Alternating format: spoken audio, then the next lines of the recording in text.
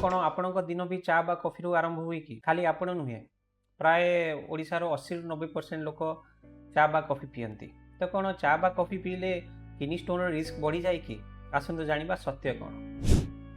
नमस्कार, मु डॉक्टर विश्वानु Biswal, professor in the department of urology SUM hospital. चा बा कॉफी किडनी स्टोन करुच्ची कि नहीं जानिया पूर्व आमको प्रथमे जानिबा कथा कि किडनी स्टोन हुए कहीं।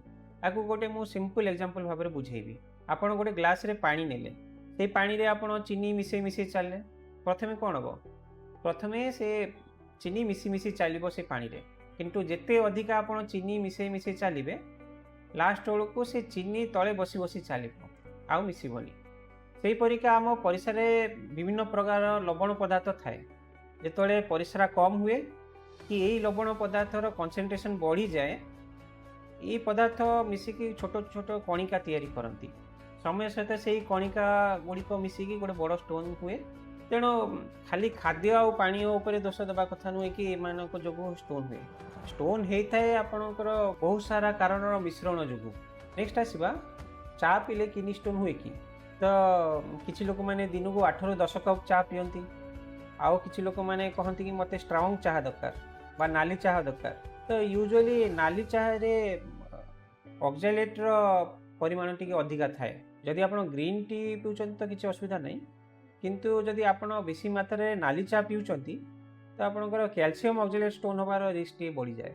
यार सिंपल सॉल्यूशन होउची, जदि आपण चा पिउछंती तादरे क्षीर ऐड कर दियंतु। क्षीर रे थिबा कैल्शियम चा रे थिबा ऑक्सैलेट सहित बाइंड करिकि स्टूल रे पास हो जाए, आउ ऑक्सैलेट रे अब्जॉर्प्शन टा कमी जाए, जहा द्वारा कि ऑक्सैलेट स्टोन होबार चांस टा कमी जाए। सेकेंडली चा बा कॉफी टे डायोरेटिक इफेक्ट थाए, जहाद्वारा कि अनेक लोकों को बारंबार परिस्रा लगे। बारंबार परिस्रा लगे जो डिहाइड्रेशन हुए, आ डिहाइड्रेशन गोटे रिस्क फैक्टर स्टोन होबार। थार्डली किछि किछि लोक मानन को चा सांगे लुणी बिस्कुट चिप्स कि अलगा सब जंक फूड खाए पे भल लगे, जो थे कि लुणर परिमाण अधिका। तो से गोटे थर्ड रिस्क फैक्टर लुण आकार रे ऐड हो जाए स्टोन होबार।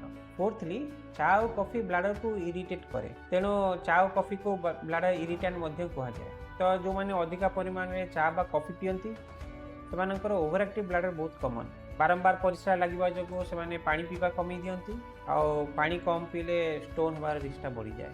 तो सेम जिनस कॉफी उपर मध्य लागू, स्पेशली जदि आपणकर बारंबार स्टोन होची तो चा और कॉफी रो परिमाणटा कमी देवाटा बेटर। तेणु जदि आपण दिन को गोटे 2 कप चा पिउचंती, संतुलित खाद्य खाऊचंती, पानी पर्याप्त मात्रा पानी पिउचंती, तो साधारणतः किसी प्रमाण नहीं कि आपणकर स्टोन होबार रिस्क अधिका। किंतु जदि आपण गाढ़ नाली चा पिउचंती दिन को 5-6 कप, पानी कम पिउचंती कि आपणकर आगु हिस्ट्री अच्छी ऑक्सैलेट स्टोन होबार, तो सही कंडीशन में आपणकर ऑक्सैलेट स्टोन होबार रिस्क बढ़ी जाए। आशा करछि आज वीडियोटी आपको भल लागिथिबो। वीडियोटी भल लागिथिले लाइक करंतु, शेयर करंतु, एहि परिका स्वास्थ्य सूचना पे फॉलो करंतु।